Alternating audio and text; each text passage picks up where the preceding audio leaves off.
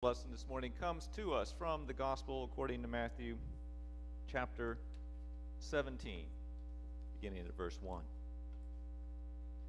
6 days later, Jesus took with him Peter and James and his brother John and led them up a high mountain by themselves. And he was transfigured before them, and his face shone like the sun, and his clothes became dazzling white. Suddenly there appeared to them Moses and Elijah talking with him. Then Peter said to Jesus, "Lord, it is good for us to be here. If you wish, I will make 3 dwellings here, one for you, one for Moses, and one for Elijah." While he was still speaking, suddenly a bright cloud overshadowed them, and from the cloud a voice said, "This is my Son, the beloved. With him I am well pleased. Listen to him." When the disciples heard this, they fell to the ground and were overcome by fear.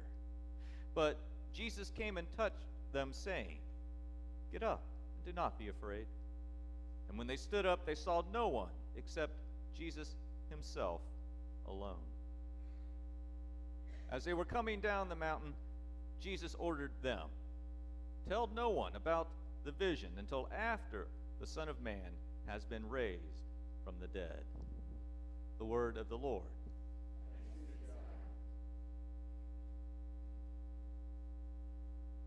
Several years ago, a colleague and I were sharing stories about our former days as camp counselors.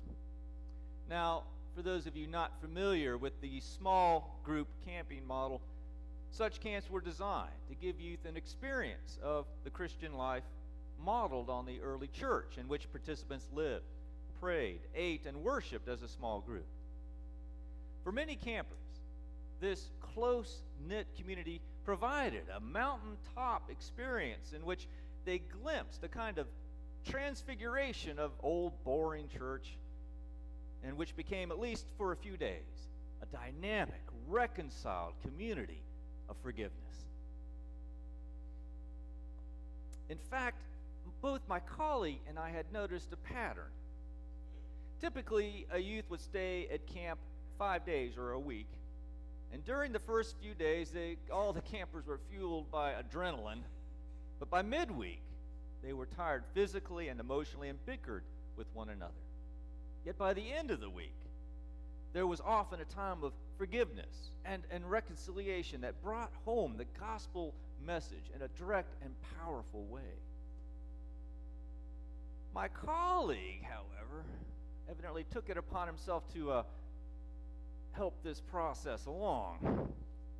As we shared stories, he said that when he was a counselor, he would intentionally create friction in the group in order to intensify the end of the week experience of reconciliation.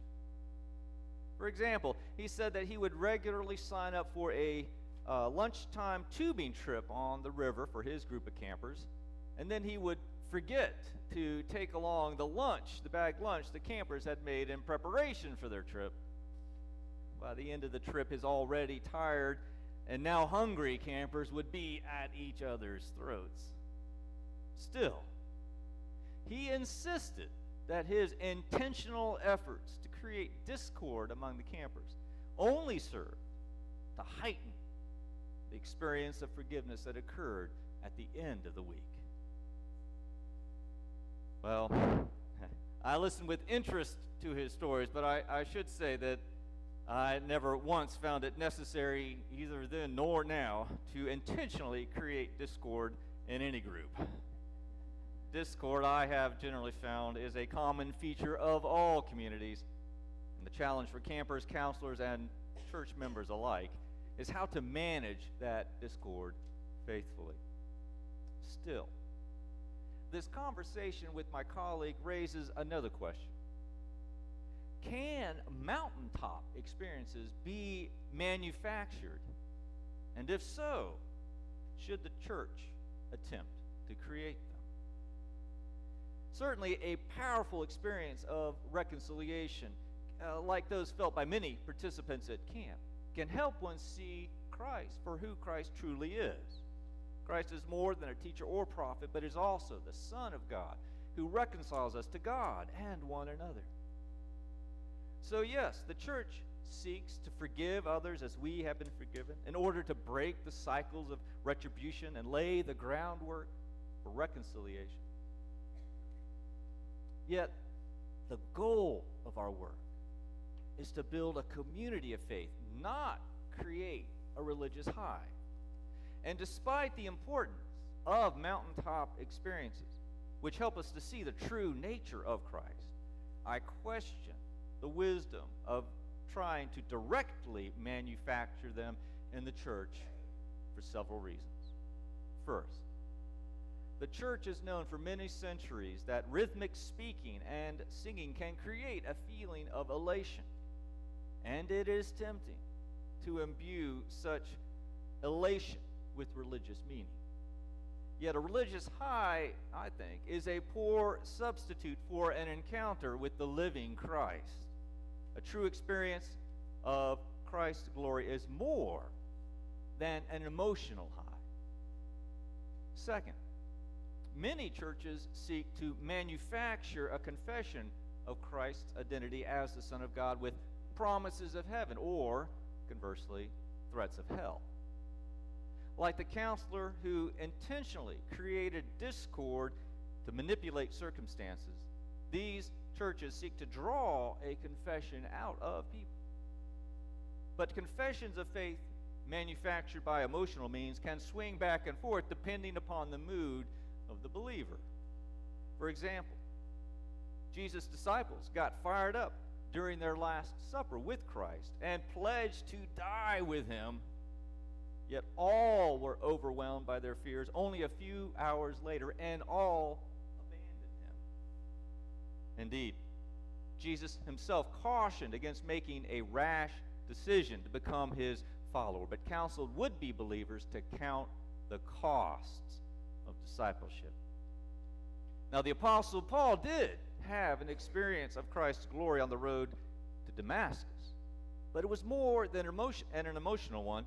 It was an encounter with the living, risen Christ. It was not manufactured by emotionally fueled preaching or singing, or by promises of heaven or threats of hell, but was the work of God, who continues to break into history in order to, as Paul put it later, quote, reveal his Son to me, unquote. Therefore, I believe the church is called to create communities of faith like those in our church or at camp, and to trust in God to create encounters with the glory of Christ, to reveal the true nature of his Son. Further, there is a third reason I question trying to manufacture such encounters. Manufactured religious highs can all too easily become an exercise in building booths or dwellings such as the ones Peter offered to build. It is tempting to want to preside over the mysteries of Christ's true nature and decide who gains access. But instead, the church prepares itself and others to recognize, receive, and nurture such encounters of Christ's glory in anticipation that God will send them, in the same way a farmer can cultivate the soil in anticipation that God will send the rain. The tools we have been given to prepare the church to recognize and receive God's grace are preaching and the sacraments, prayer, forgiveness, camps and mission trips, service projects, times of fellowship, educational programs, and more. All these regular exercises of the faith are designed to prepare the church to receive an encounter of Christ's glory when God chooses to graciously reveal his Son to us. You see, mountaintop experiences are a risky business. Yes, the revelation of Jesus' glory to his disciples was an inspiration to them, but they immediately wanted to stop and go no further. And who could blame them?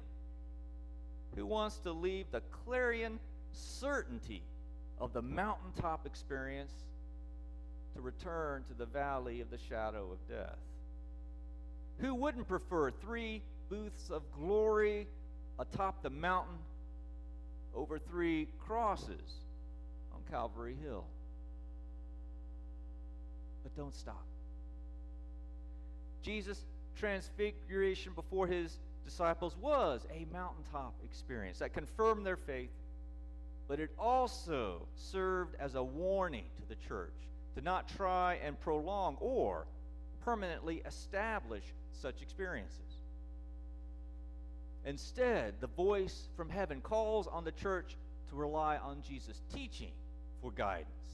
Listen to him, we are told. So don't stop.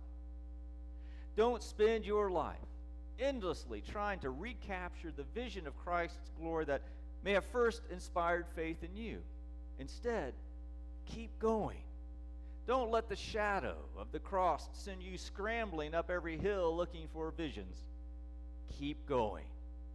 Keep cultivating the soil in anticipation that God will send the rain. Keep studying the Scriptures and listening to the teachings of Christ for guidance. Keep celebrating the sacraments and praying. Keep forgiving and asking for forgiveness. Keep going to camps and on mission trips. Keep serving others and sharing God's blessings. Keep seeking and enjoying fellowship with one another. All these regular exercises of the faith will prepare you and the church to recognize and receive an encounter of Christ's glory when God, in God's own time, God's own place, and God's own way, graciously chooses to reveal his Son to you. So, let God so bless your Lenten journey this year. Let all God's people say,